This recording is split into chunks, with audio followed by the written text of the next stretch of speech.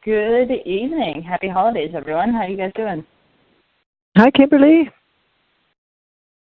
Ashwari. Hi. How is the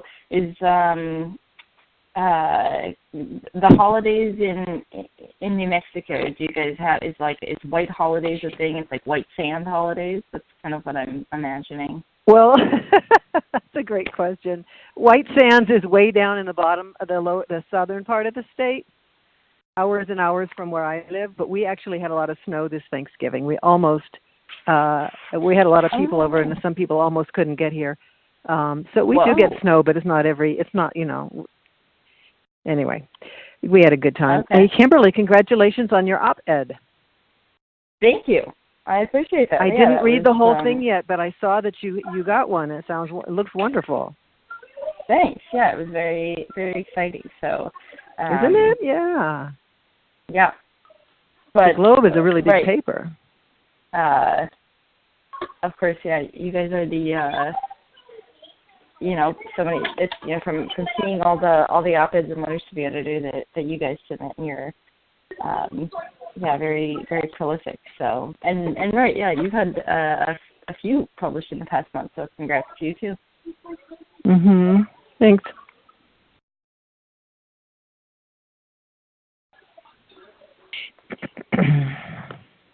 Anyone else? Any good Thanksgiving stories or stories of being snowed in or snowed out? Can you hear everyone on this call? For now, hello. You can. Hi, Hello? This is Charlotte from Santa Fe, New Mexico. Hey, Charlotte. Hi, Monica. I happened to be in Michigan, Southern California on that day. Hello. Ooh, Sandy, welcome. I'm glad to see you on the call. Hi. And, Sandy, hello? this is a good time for me to check. Do you pronounce your name the way that your last name, the same way as Jeff? Is it Clements, or is it more like Clements? It's Clement. It's different. It's slightly different. Clement. Okay.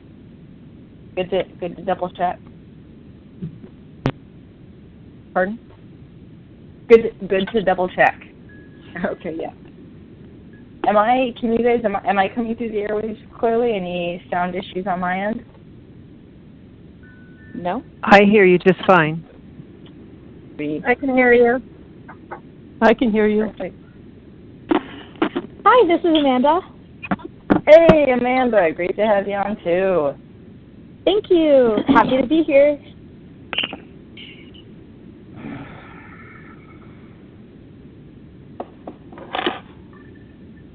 All right. And we're closing in on 8 p.m. Eastern Time, so I am actually now going to put people on mute.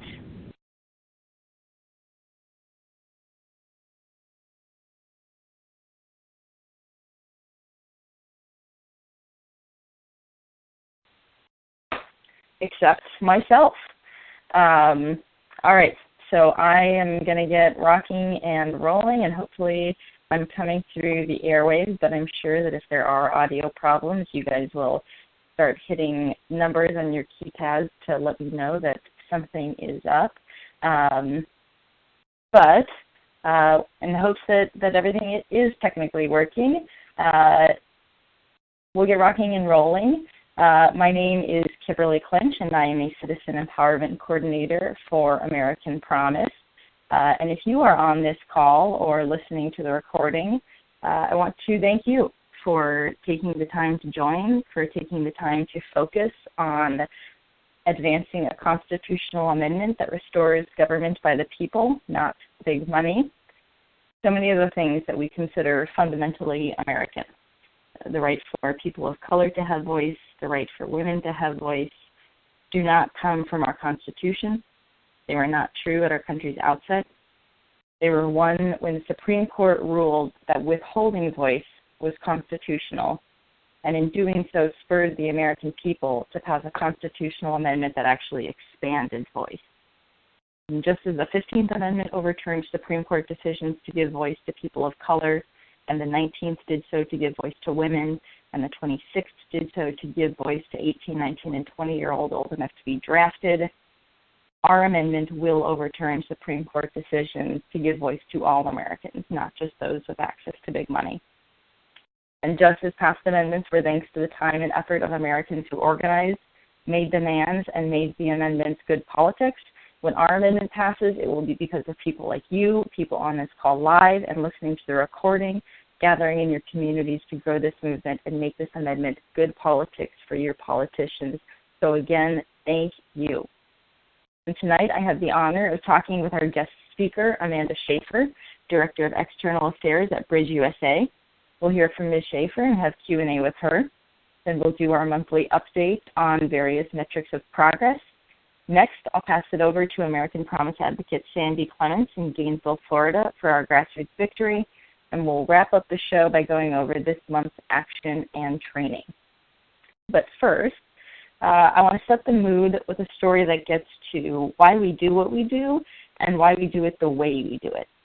This story comes from Catherine Ingram, a former director of the Burma Project, which works to bring democracy to Burma. But the story actually isn't about democracy or politics at all. It's a fairly everyday story, but I heard it on a podcast during my recent trip to launch our Tucson chapter. And I was staying in Tucson with local organizers Greg and Sharon Falk, and we discovered a shared interest in podcasts, so we listened to a few together. And with American Promise and the amendment very top of mind, I found a lot of the ideas very relevant to our work, and this one in particular I wanted to share. Ms. Ingram says, a few years ago, I was with a close woman friend in a grocery store in California.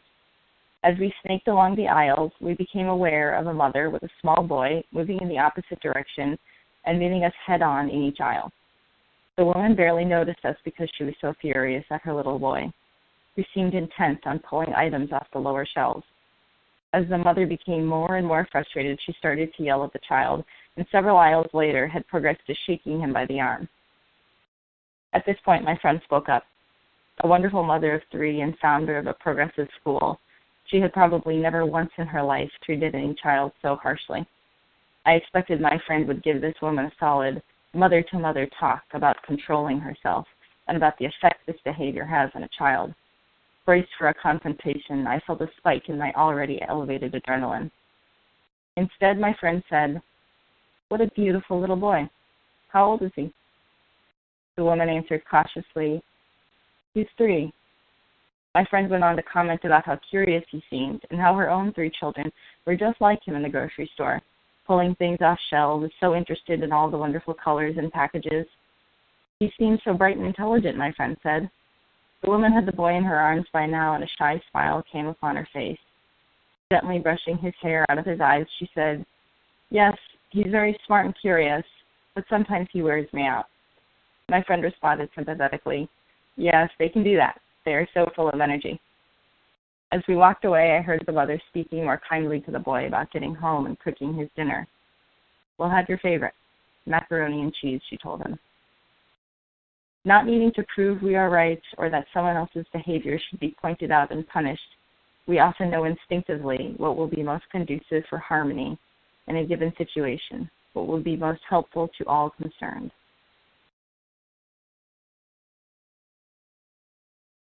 And I want to make the same point as the podcast host, psychologist and mindfulness teacher Tara Brock. She pointed out, that in listening to the story, you can imagine the school teacher could have done what most of us do when we see parents treating their children harshly, felt judgmental and critical and maybe even said as much. But if she had been critical, she would have been met with pure defensiveness. Instead, the teacher saw beyond the woman's behavior to someone who was worn out, and she actually reached this woman. That's what we're doing as American Promise advocates. That is the training. Many of us have been conditioned to identify with a particular political party and hold biases against people in the other party. We've been conditioned to not see them as real people with vulnerabilities and a desire for acknowledgement, but instead to see only how they align with the caricature in our head of a Republican or a Democrat. In the first of in the first training of the training sessions we do, people sometimes express the sentiment that it feels like they aren't doing or learning anything. But the material in that training is the hardest, most fundamental, and most important to our work. It is about seeing people, especially those across the aisle from us, as real people with vulnerabilities and a desire for acknowledgement, and providing that acknowledgement. And in doing so, to really reach them.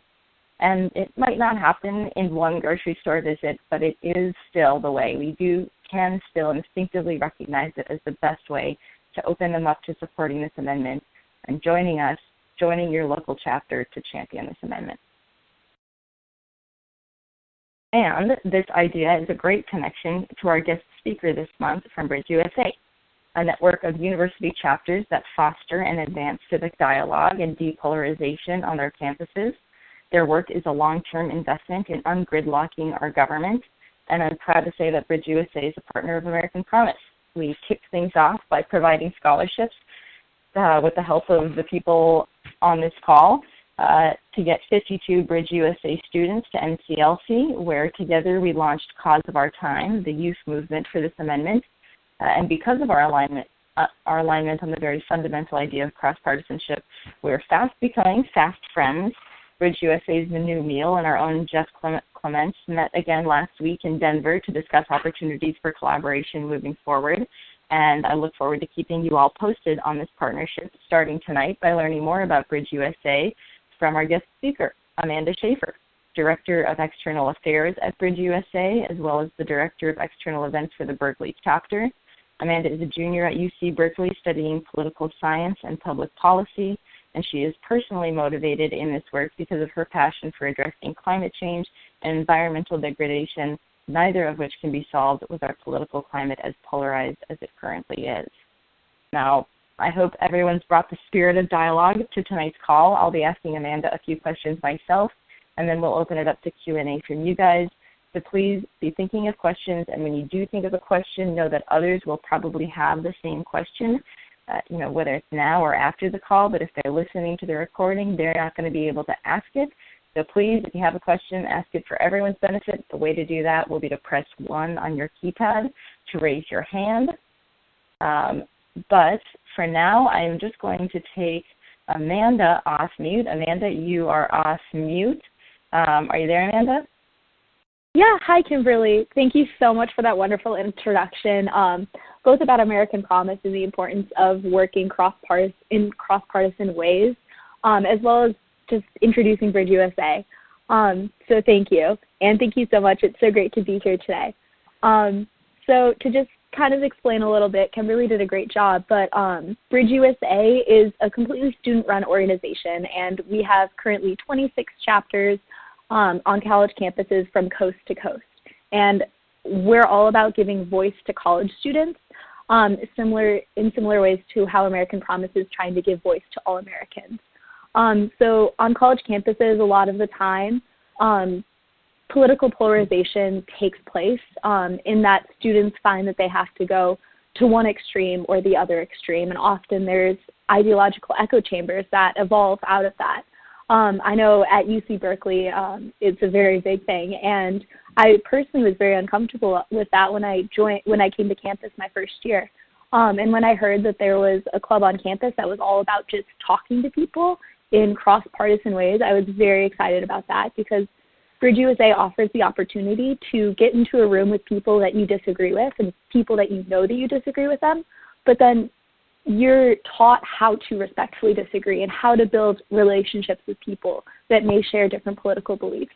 And I think that that's really important if we want to move our democracy forward, because democracy really rests on the ability of citizens and our elected officials to discuss with one another and disagree with one another and then come out stronger with policies that work for the most people.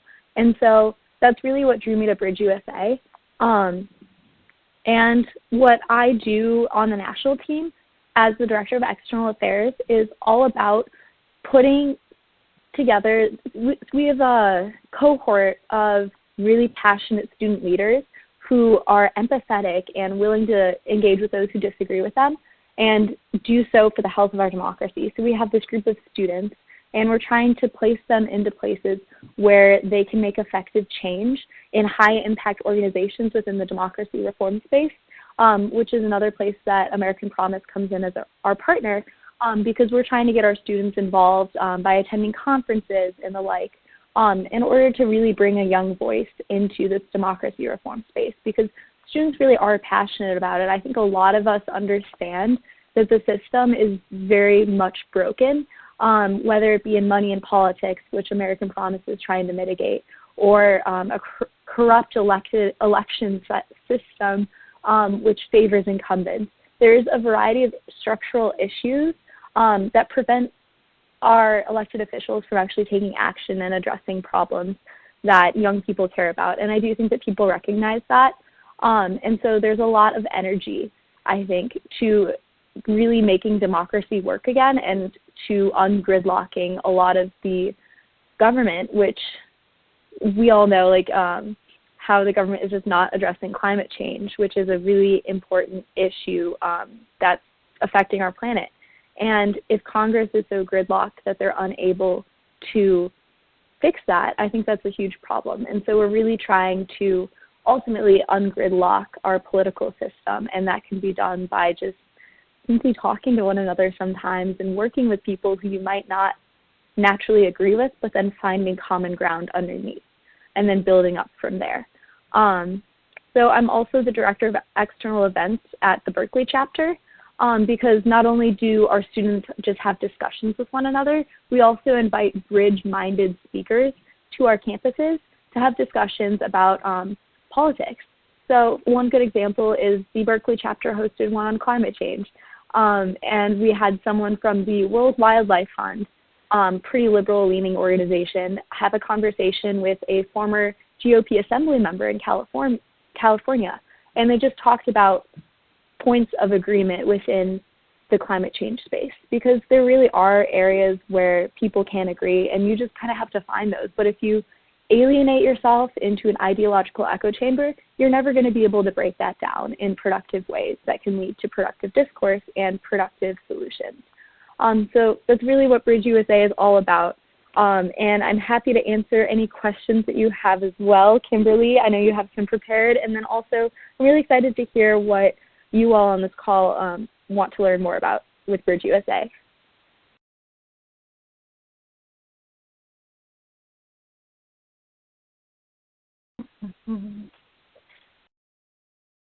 Awesome, thank you. And I was just having my screen got stuck for a moment. Forgive the pause. Indeed, yeah, very exciting to hear about.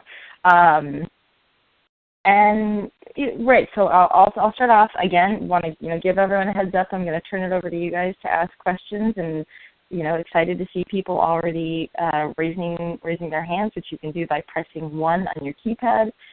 Please be thinking of questions you have for Amanda. I'll kick it off with a question about especially your experience holding events. Right now at American Promise, a key part of our work is getting Republican voters to join our network in order to make it good politics and provide political cover for Republican politicians to support this amendment.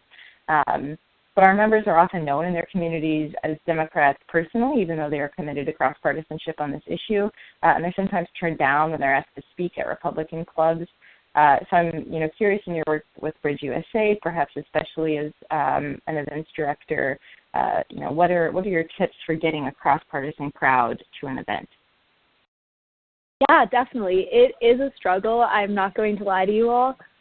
You really do just have to find those bridge-minded individuals who have demonstrated within their fields that they're dedicated to working in a solution-oriented way rather than an ideologically driven way.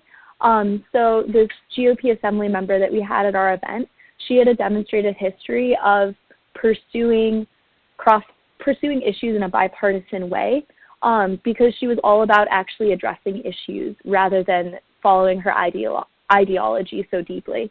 And that made her a very effective elected official.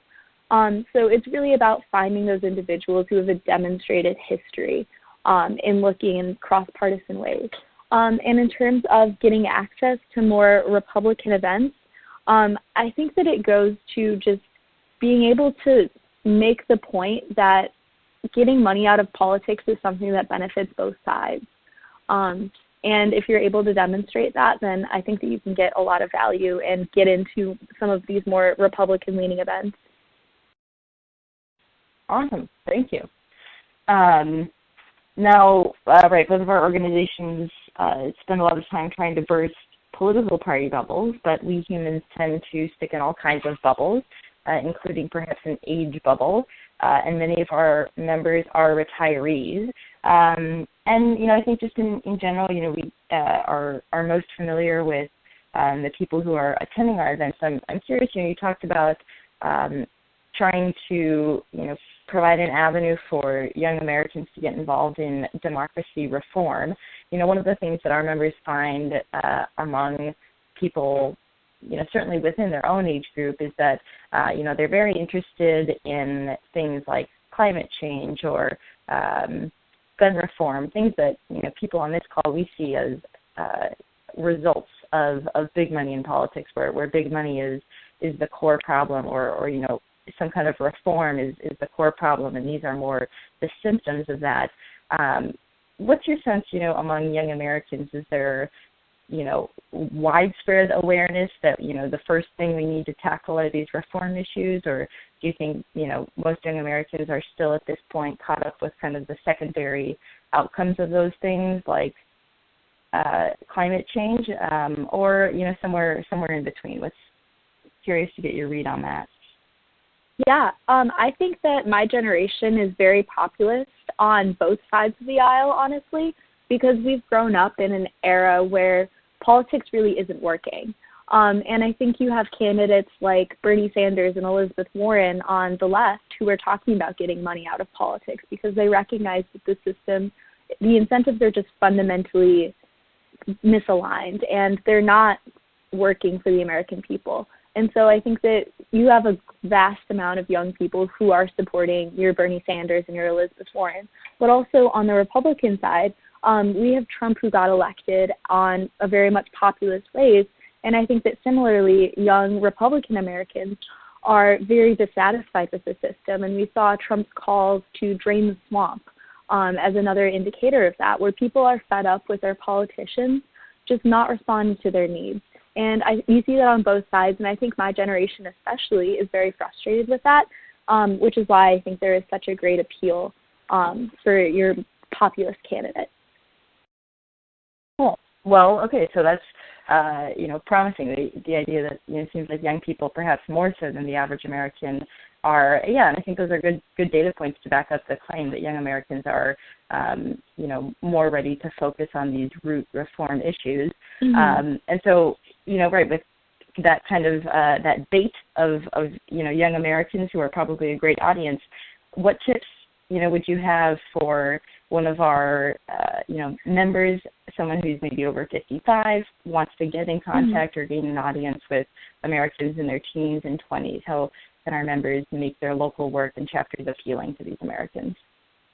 Yeah, so something really cool that a lot of college campuses do is on their websites, they have lists of all of their student organizations and then often a contact for that organization, whether it's a general info session or a general info email address or even like the student leader's name and their email address. So you can definitely go into these college databases and find organizations who may be aligned with what you're trying to do at American Promise, and then go about contacting students that way to maybe build partnerships and host events on campus. Another really good tool to utilize within the space for young people is social media. If you're on Facebook and you're friends with maybe your kids or your kids' friends who are at the young adult age, if you start sharing different articles along the lines of getting money out of politics, chances are they will see it because us young people are on social media quite a lot. So that's another great way to get into contact with young people. Sharing pictures, sharing your personal experiences and everything on social media, you can utilize it definitely to promote the message for young people. Awesome. All right, and with that, I will turn it over to people calling in. So if you have a question, press 1 on your keypad to raise your hand, and I will call on you. And the first person is Berta.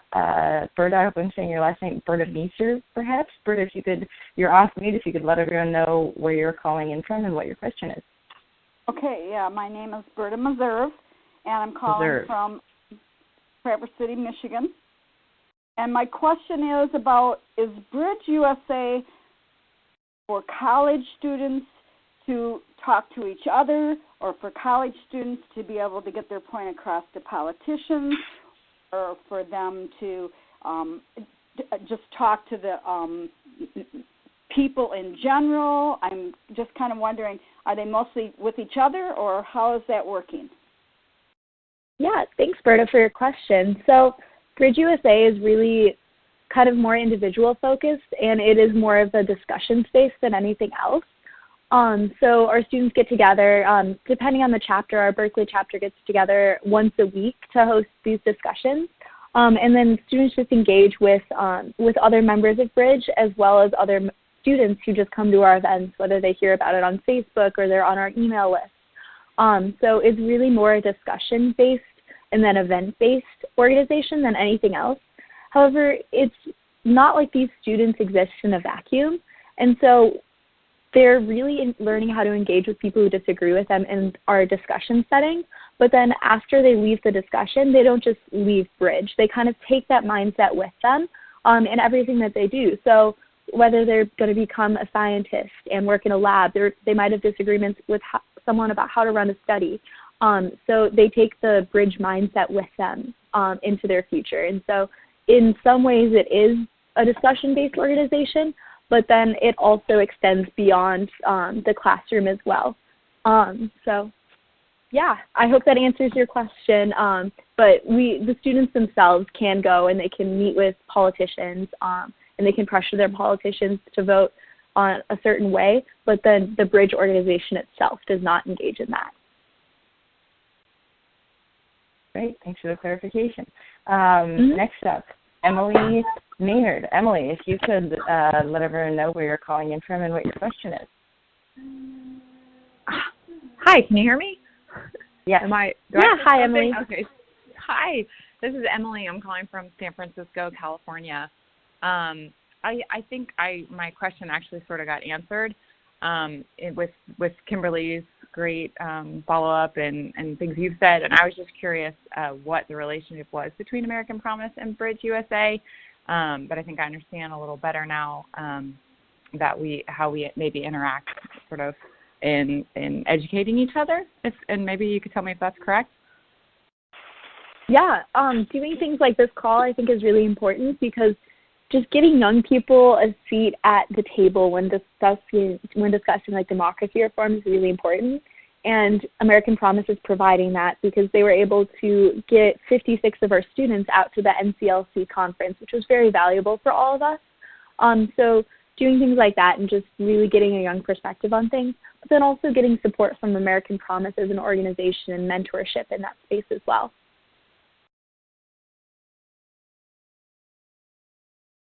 Great question, great answer. Next up, John Dispelder. John, you are off mute. If you could let everyone know where you're calling in from and what your question is. Yeah, hi everybody. I'm calling from Traverse City, Michigan, and I basically just want to say how much I appreciate what American Promise is doing, and I really appreciate the partnership with Bridge USA.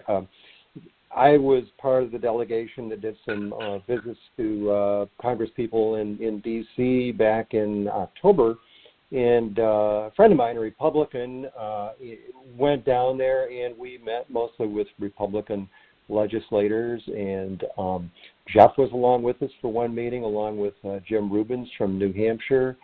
And it's kind of difficult sometimes for a lot of people to wrap their heads around the idea that you can talk to somebody that really hasn't agreed with you in the past about a position on 28th Amendment and that sort of thing. And it was a real challenge, but it was exciting to think that we made some progress, and we did.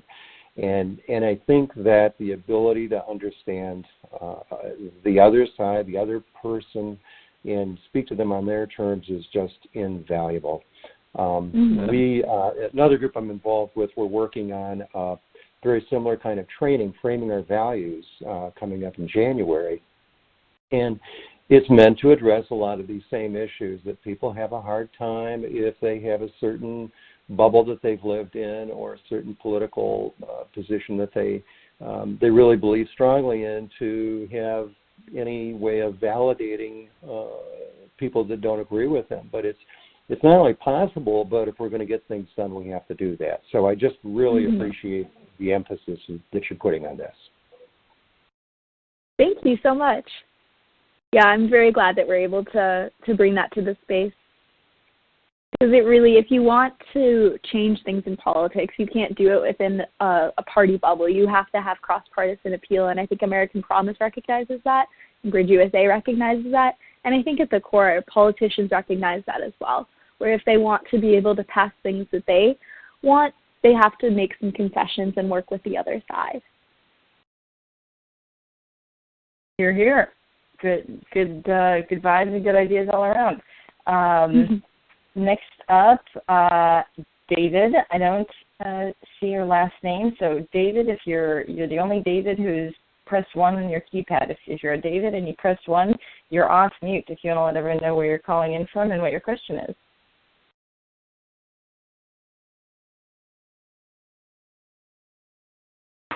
David, you might be on mute on your own phone. You're not coming through the airwaves. I'll give you just another sec to see if we can hear you.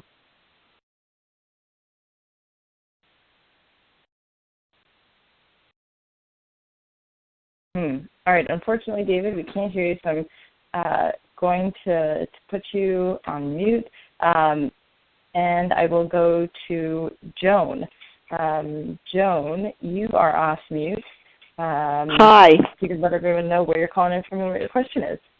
Yes, this is Joan DeVore, calling from the Tri-County American Promise chapter in South Jersey. And I've asked this question of a lot of similar questions of a lot of different people. And I guess I'd like to hear your take on some of the key tools, techniques, tips of engaging with someone who is what's worked for you when you're engaging with someone who is not in agreement with you. Definitely. So it is a hard thing to do, I will say that. But one of the core values that Bridge USA emphasizes in every single discussion is the fact that when you disagree with someone verbally, you critique the idea. You don't critique the person. So you kind of have that separation where there is this person who holds this belief, but you shouldn't be angry with the person. You should be angry with the idea. And, well, not even angry, I suppose, but you disagree with the idea. And having that separation allows for a more fruitful dialogue, I believe, because you are open to dialogue. So I think that that's really important, just coming with that.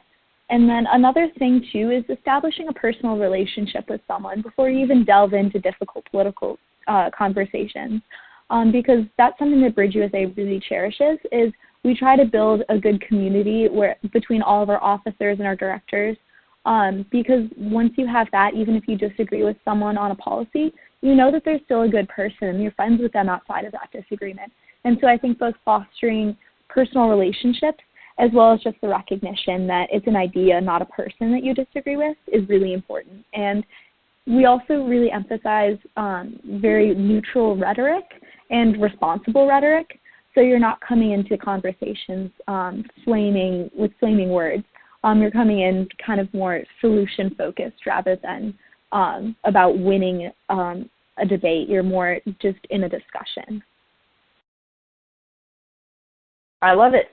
Joan, great question. Definitely wouldn't want to have let Amanda go without giving us the insider tips, and so glad that we got those. Hope you're all either taking notes or planning to come back to the recording at right about minute 30 and write down the tips Amanda just shared. I think, Amanda, I'll finish it off with one more question. Curious if you could just tell us about give some more insight into the Bridge USA experience with NCLC, maybe how it was that the 50 students who attended, found out about and were selected to come, and then what you guys were up to on that Friday when you got to have the conference space to yourself. Yeah, definitely. On Friday, we had an excellent conference where we just brought together leaders from across the nation to interface with one another, because since we are all students, we kind of operate on our individual campuses, and sometimes you do lose sight that this is more of a national movement than an individual campus movement. And so I think it was very valuable to actually see the people who are aiming towards the same things that we are and be able to bounce ideas off of them, learn what works for them. And then we also had a very valuable discussion about sustainability as well, and the importance of getting young people, even younger people, because a lot of us at Bridge are juniors, seniors who are going to be graduating soon. So we had a very real discussion about how we get freshmen and sophomores interested in our mission to ensure organizational sustainability. So that's something that I think is really important as student leaders and also leaders within American Promise as well, is just recognizing the importance of mentorship for young people and being able to continue on a legacy that you have started, and having young people or I guess younger people than you to be able to continue that on, and really inspiring them as well. So that was an important discussion that we had as an organization, and I think we have some excellent action items out of that. And then the following days at the American Promise Conference were also very inspiring too. I think a lot of us were moved in ways that we hadn't been before about campaign finance reform. And I think that just speaks to the importance of exposing young people to this as an issue. We know that government is dysfunctional, but oftentimes students don't necessarily know why. And I think the American Promise Conference showed a lot of us why it is so important, getting to attend all of the breakout sessions, and then also hearing from a member of Congress himself, Jamie Raskin, I think was very important too, and seeing that there is support. It's not just you as an individual operating within the space, you're part of a greater community, and you're part of a greater movement that's aiming for it. And so I think that was very important for all of us too. Awesome. Well, good to hear that. I think it sounds like organizations were always facing the same questions. How do we, get new members and continue to grow the movement? And yeah, very glad to hear that it did make a difference for you guys to see campaign finance in a new light. And so if you're on this call and we're someone who helps contribute to our student scholarship fund, there you have it. It was worth it, and did exactly what we wanted to do. And right, to the point of connecting and realizing that it's kind of stepping outside your local work and remembering you're part of something national. That's exactly why we do these calls. And so, Amanda, thank you for joining us tonight. Of course. Thank you so much for having me, Kimberly. It was excellent to talk to all of you. And if you didn't get a chance to ask a question but still want to learn more about Bridge USA, feel free to email me at schaefer@bridgeusa.org, and I can answer all your questions on there as well. And that's Schaefer, SHAFER, @bridgeusa.org. So thank you so much, everyone. It was great to get to talk to you all today. Awesome. Thanks so much, Amanda. And thank you to everyone listening to this call or its recording for the work that you are doing in your states. As we do each month, I want to update you guys on how that work is contributing to our national goals. Our ultimate goal, of course, is a constitutional amendment, which, without getting into the details, needs to be proposed by 67 U.S. senators and 290 U.S. representatives, and then it needs to be ratified by 38 state legislatures. Progress on those numbers, right now we are at 42 of 67 senators, 182 of 290 representatives, and 20 states have passed resolutions calling for this amendment, which is a good state of their being, quote, ready to ratify. Now, as many of you know, the numbers don't tell the whole story. Of the 42 plus 182 members of Congress in support, only one is a Republican. And if this amendment were proposed with support from just one party, it would probably not fare so well when sent out to states that lean the other direction. So it is the work of all of us to make it good politics for our elected officials to truly champion this cause. for Republicans to co-sponsor and for Democrats to not treat this as a party issue. And we do that by writing media pieces and holding events and having meetings with our elected officials. We write media pieces that raise awareness in our communities. We hold events to collect support from our communities. And then we have meetings with our elected officials where we bring our letters and our signatures to make the case that it is good politics to support this amendment. And then we actually make it good politics by going to the beginning of that cycle and publishing media and holding events where we tell the community about the status of those discussions with our elected officials. So as we do each month, we'll review our goals and progress in these 3 action areas, starting with media pieces. Right now we are at 97, which is very solid, certainly shy of our goal for the year of 212, which was based on our past numbers along with the formation of new APAs. So if you have any published media pieces that you haven't reported, please do so. And moreover, this data point tells me that we might need to do a better job of supporting you all in writing and publishing media. So if you have feedback about what's holding you back, please share that info too. At the same time, media pieces are a means to generating community awareness and support, and I am happy to say that you guys have been finding other ways to those ends, as evidenced by our number of events. Our goal for 2019 is 80. We're already at 95. Crushing it here. Keep it up. And finally, meetings with elected officials, where the rubber meets the road, so to speak, where we translate our media pieces and community outreach into political will. Our goal for this year is 200, and right now we are at 206 because we exceeded our lobby day goal. We've exceeded our goal for the year, and of course, all the meetings leading up to lobby day. And still, don't let meeting the goal stop you. If you have time somehow between now and the end of the year to follow up with your more elected officials or have an in-district meeting for someone you met in D.C., please do it and submit a reporting form for it.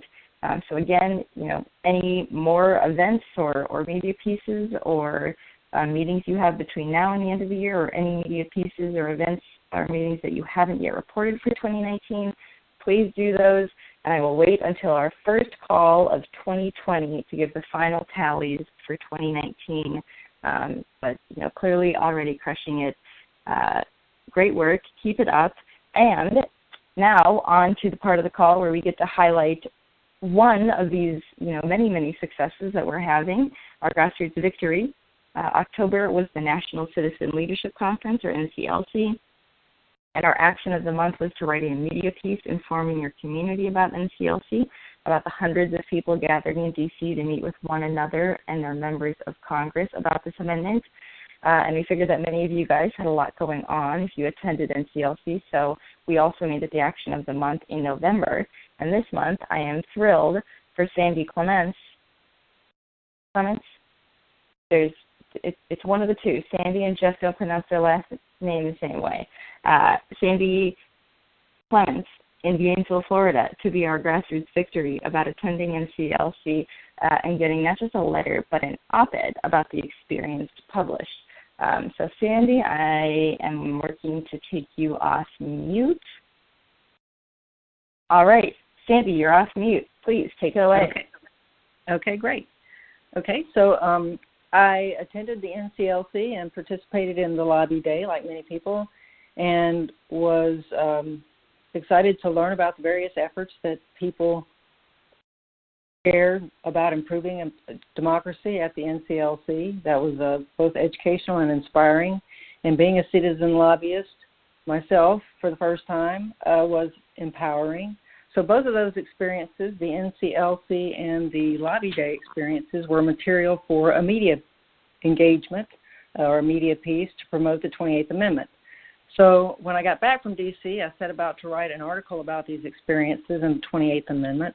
Now, here in Gainesville, the largest circulation for a local paper is for the Gainesville Sun. So I got a subscription to the paper because I felt like it couldn't hurt my chances of getting the piece published if I had a subscription. And the fact of the matter is I should have had a subscription anyway, because the Fourth Estate is essential to a thriving democracy, so support your local paper. I wrote a letter to the editor. Was 150. There was a 150-word limit. Submitted it per the instructions, and then I also wrote a more substantive op-ed article, but I couldn't find a word limit for the article, so I just wrote until I said everything I wanted to say. Emailed it off to the editorial and engagement editor for the paper, let him know I had just submitted a letter to the editor about my experience lobbying my members of Congress on Capitol Hill, and in my email to him, I lamented the fact that it was difficult to relate that experience with a 150-word limit, and so suggested it might be worthy of a longer piece. So I attached the longer article to that email and sent it off to him. And then in the meantime, I thought to myself, well, I might be able to sell the article better to him if I had a picture of the Lobby Day group on the Capitol steps that could be used in the article. And so I myself didn't have such a picture, but I downloaded one off of the USA Promise Twitter feed, and then emailed Wabui Gatheru, I'm sorry if I said her name wrong, AP's outreach manager at the time, asking if I could use the picture and who should get credit for it. And she responded back right away, yes, please use it and credit Sam Troya. So I emailed this picture off to the editor and let him know that he could use the picture in the article, the longer article, and so he emailed me back and said, well, he would consider the longer article, but that it had a 750-word limit, and mine had been much longer than that. So edit, chop, chop, chop, and voila, my 1,251-word op-ed was whittled down to 732 words, and so I submitted the shorter version to him, and he responded back that he would inform me about a publication decision in the next few days. And a few days later, I had not heard back from him, so I emailed him and asked him whether or not he had made a decision. And he said that he did plan to publish and that he would let me know when it was available online. I actually first learned that it was published from Azor Cole, the American Promise state manager, who emailed me and provided me a link to an article, the article in the Ocala Star-Banner, which was kind of surprising because I hadn't actually submitted the article to the Ocala Star-Banner. So I guess the Ocala Star-Banner and the Gainesville Sun are both owned by the same company. Shortly thereafter, the Sun's editor provided a link to the article in the Gainesville Sun. And so that was a cool bonus. I wrote one article and had it published in two papers for the effort of just one. And so that's my story on my op-ed.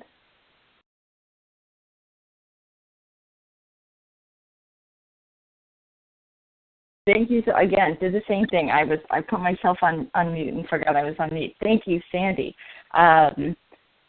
for sharing that story and you know, for all the work that went into getting that piece published. I want to acknowledge that it wasn't just writing.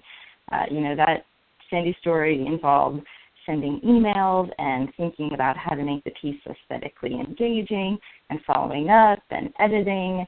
But in the end, that work paid off. And I wouldn't even say it's in just having a piece published, but in understanding how local media in Gainesville works and having established rapport with editors and the people working there, and you know, now being in a good place to continue to write media pieces. And you know, so if you haven't published a media piece before, you know, the first time that you do that outreach and really give 100% to try to get it published, you know, whether or not the editorial board ends up deciding that piece will be published, you'll also gain that kind of familiarity and rapport and be in, you know, an even better place to publish more media pieces in the future.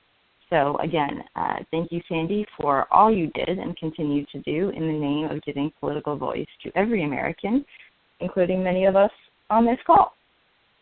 And now we are going to move on to talking about the action of the month and our training.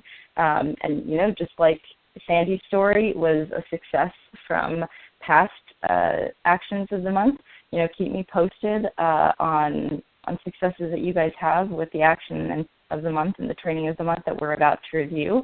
You know, please share because, yeah, so it's so critical to this work to you know, be able to celebrate one another and also, you know, give at least one person every month a chance to share their story and lessons they learned with the whole network.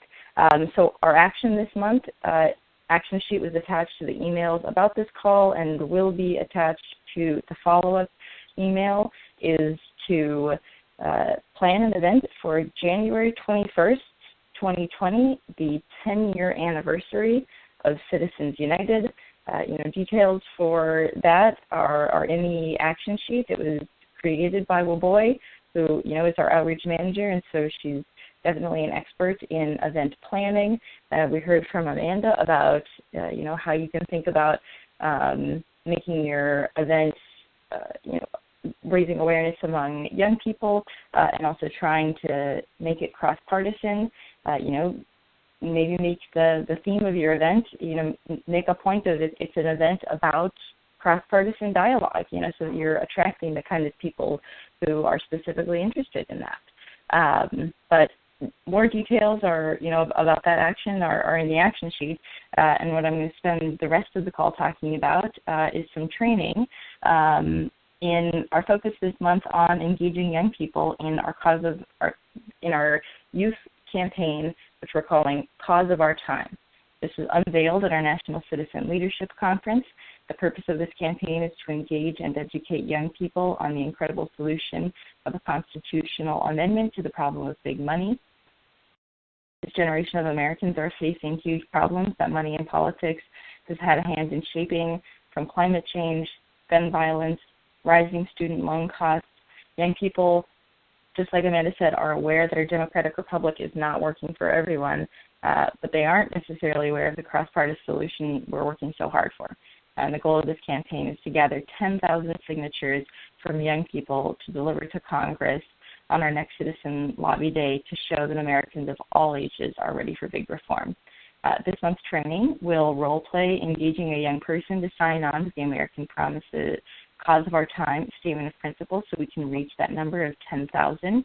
This is a great conversation to have this holiday season if you're going to be around younger family members or, students like Amanda coming home from college, maybe your town, people your family friends with, they're young students, children are going to be back, and, you can have this conversation. So to help enable that, a good step is to access the Statement of Principle by going to americanpromise.net/cause of our time. So if you're, on a computer right now, you can pull that up right now, or, after the call, listening to the recording. Again, this is all kind of strung together into one word, no dashes or underscores, americanpromise.net/cause of our time to pull up the Statement of Principle so it's easily accessible. Next, find your target young person, someone perhaps at the age of 30, let's say, and think of the various problems that money in politics affects, but that young people are also specifically attuned to. This could be issues like funding student loan debt, climate change fueled by corrupt oil practices, decreased access to the ballot, increasing community violence. And if you're having trouble pinpointing an exact issue, check out that website, again, americanpromise.net/cause of our time, for some talking points. So you've pulled up the Statement of Principle, identified the target young person, thought about some issues. Next step is to ask the future signer how they feel about big money in politics and if there are any issues they care about that they think are affected by this issue. Make sure the question is open-ended. You want to get a discussion going. Now, the important part, listen. Be sure to use those deep listening skills, active listening skills that we emphasize in training to ensure that this person feels heard. And after the open-ended question, ask them if they have ever heard of the idea of a constitutional amendment as the solution to big money, or the organization American Promise. And be sure to reiterate how it is the foundation to the solution to, the many problems that we face, and in particular the problem that they care about. And emphasize its cross-partisan support among voters, with over 75% of Americans of all political backgrounds in favor of the amendment. And be sure to explain that at American Promise we're working with citizen leaders across the aisle for this solution. After explaining this, be sure to ask if they have any questions, and if you don't know the answer to those questions, direct them to the American Promise website that lists various resources and contact info to answer any direct questions. All right, so now you pulled up the statement of principle at AmericanPromise.net/cause of our time. You thought of a target young person. You thought about issues that they might care about. You asked them how they feel about money and politics and if there are issues they care about. You asked them if they knew about a constitutional amendment or the organization American Promise. And lastly, ask if they will sign the Rising Generation Statement of Principle. And be sure to reiterate the importance of Americans of every background and age to support this cause. Goal is 10,000 signatures, and if they are one of them, if they sign this, it is going to be delivered to Capitol Hill next year. And after they sign, ask them to share, with maybe 5. 5 friends. Is that a good number? Maybe you think about how sociable is this person. Maybe 2 friends would be a stretch goal for them. Maybe 10 friends would be a stretch goal for them. And ask them to share it with their friends. And so with that, again, kind of to recap, go check out AmericanPromise.net/cause of our time. Step 2, think of a young person. Step 3, prepare, thinking about how some issues relate to money and politics. Step 4, get in touch with that young person, ask them how they feel about money and politics or what issue they care about. Step 5, ask if they've heard of a constitutional amendment or American Promise. Step 6, ask if they will sign the Rising Generation Statement of Principle. And if they do, ask them to share it with their friends. And now I am going to look to role play this scenario with someone.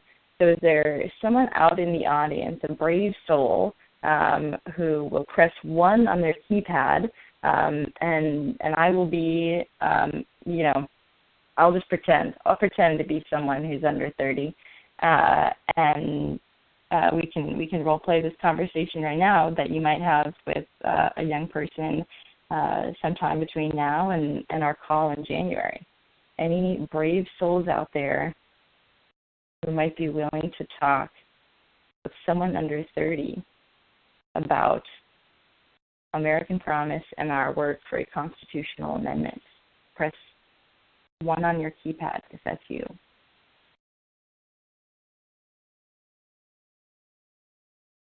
Oh, I see. All right. John, you got your hand up. John, where are you calling in from tonight? I'm a John, and it's John Sonnen from Juneau, Alaska. John Sonnen from Juneau, Alaska. Thanks so much. All right. So we'll get this. What was that?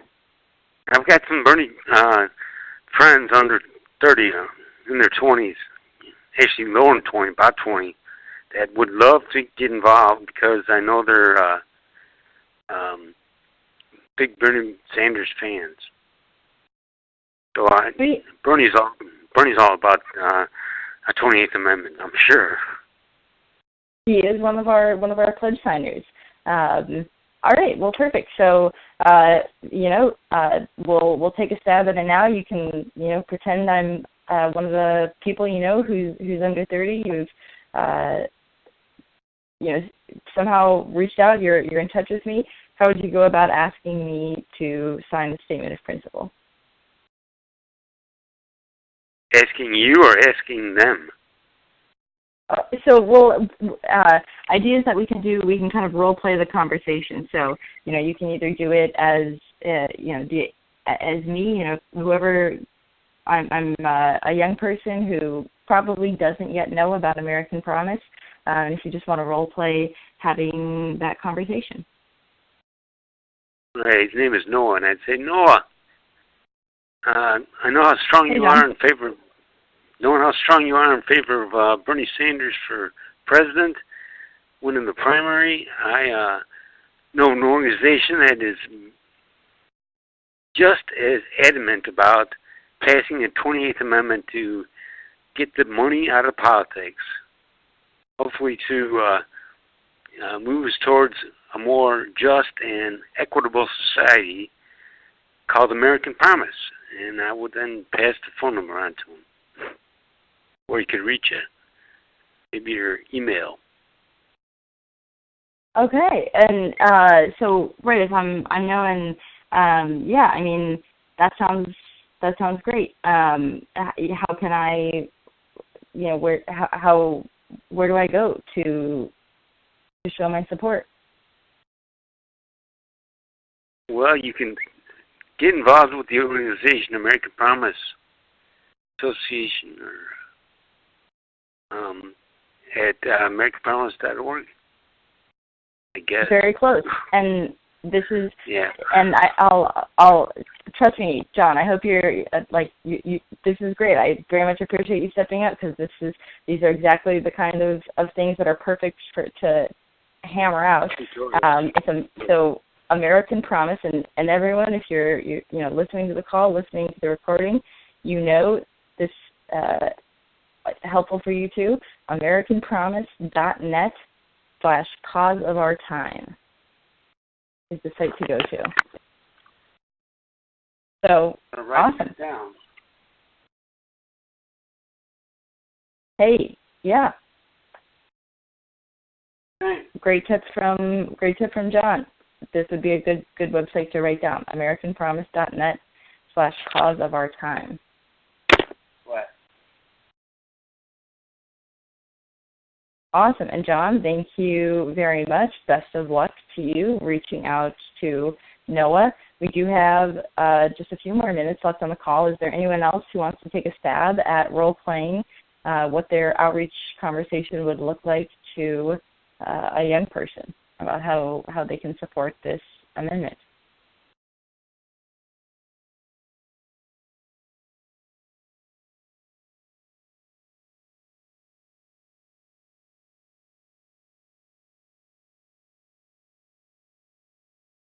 All right. Ladies of New Jersey. Joan, we heard from you already, so this one I'll give to Marie. Marie, you are off mute. If you let everyone know, if they don't know you already, where are you calling from? Hi, so Joan and I are co-leaders of Tri-County, New Jersey, South Jersey, and I actually would be thinking about talking to my daughter. My conversation would go like this. Hi, we talk a lot about things in our government that don't really make sense in terms of what people want, and the lawmakers just don't seem to get around to it, like gun violence and climate change. And I'm working with an organization that's really concerned about that, and that money in politics seems to have a lot of effect on why lawmakers are listening to corporate interests and special interests rather than what most people want from our lawmakers. Do you, what do you think would bother you the most in terms of things that have to do with a lot of special interest spending that we've talked about before? Oh, man. Yeah, I think for me it's agriculture. It just seems like there are so many good ideas out there that could be, readily available to, improve sustainable practices and, small farmers' rights that aren't happening because, Monsanto and the crop lobbies and the meat lobbies. Yeah, it seems like the money spent by those lobbies outweigh a lot of things that small farmers or organic farmers or just new ideas coming into agriculture could really benefit. We could all benefit from. So, I think you're familiar. We've talked a little bit about how a constitutional amendment can be passed to change something that the Supreme Court has come up with, or something that's kind of a loophole in our Constitution. That's part of the reason why the money in politics problem is the way it is right now is that there was an important Supreme Court decision and a series of other ones afterwards that made it possible for corporations and special interests to put unlimited amounts of money into campaigns and into politics. So we're really working on getting a constitutional amendment passed to change that. Do you have any ideas about that? Or are you kind of familiar with what that process is? I mean, yeah, I know we've talked a little bit about it because I know you're supporting it, but I didn't know any of that about all the exact ways that it takes to get passed. And then, is a constitutional amendment. I mean, it seems very difficult. I don't know if I can really make a difference. Well, we have 27 amendments to our Constitution, and every single, except for the first 10, the Bill of Rights, every single one of the rest of them came about by people raising their concerns about problems in our government and how things needed to be changed to be made more fair, especially ones that have been done in our last generation, like lowering the age to vote from 21 to 18, and different, problems with paying government, our lawmakers, changing their salaries, that sort of thing. And, there's a fight for the Equal Rights Amendment that we're really close. We have to get our lawmakers in Washington to support the amendment, which, I've been working on because I've been going to Washington and going to our local congresspeople's offices. And at the same time, we have to have our states, once the Congress passes it, both houses of the Congress pass it by 2/3, then we have to have 3/4 of our states ratify that language. So, the other thing I'm working on is to try to do education in the state and make sure that the people in New Jersey are aware that this possible amendment would be coming back to them for their approval. And once we can get 3/4 of the states, which is 38 states, to approve it, then it would become officially added to our Constitution as an amendment. So it is it's a big job, but we're really working hard. We have 20 states already, and we have 46 senators and 182 Congress people that are on board. So we have a couple more years to go to really work hard on this, but we're doing a lot, and every voice counts. Wow, yeah, 20. That's a lot more states. I didn't know that this was going on. This is a lot further along than I realized. Yeah. And, partly part of what is successful, like in the civil rights movement and changing the voting age, we know that young people getting involved in these types of big fixes to our democracy are really, really important. So American Promise, my group, has a statement of principle called Cause of Our Time that really focuses on the 18 to 30-year-olds that can vote and have a whole set of interests that are a little bit different because young people have a little bit different focus on politics, sort of like March for Our Lives with gun reform. And I'd like to have you look at the statement of principle and see if you might want to sign on to it, because we're trying to get 10,000 signatures of young people saying that they really support this work, because we want to present this when we go back to Capitol Hill next year for our lobby day, because the force of the voices of young people to our lawmakers, we think, can really start to make the difference in moving this amendment along. Wow. Yeah. How can I think I'll do it. How can I sign? So I can give you the website, and there's a statement of principle where you can sign on and get more information. And, if you could, I know you really like to talk to your friends about these political issues. Maybe you could talk to some of your friends, like maybe 5 friends, ask them to maybe take a look as well and sign on to get involved in this fight, to fix our democracy. Yeah, totally. It's a good idea. I'll bring it up next time we're all talking about it. Okay. Well, thanks so much. We'll be talking about it some more. And cut. Marie, thank you so much. We're just a little bit over the 9 p.m. mark, but I think it was well worth it. Marie did an exemplary job of showing, talking about, the progress that this amendment has. It's much further along than people think. Our goal, 10,000 signatures, but these signatures are going to be going back to D.C. You hit more talking points than I can remember to congratulate you for. And with that, guys, I'm going to take everyone off mute. One last thing I'll say again. If you have any great stories, taking this statement of principle out to young people and getting them to sign. We don't have a reporting form for it, so please send me an email so that I, know about these successes. It's uplifting for me, and then I also know that you're someone who perhaps could come on the call next month, January 2020, to be our grassroots victory. And with that, I really will take everyone off mute and give you guys a chance to say good night. Good night, folks.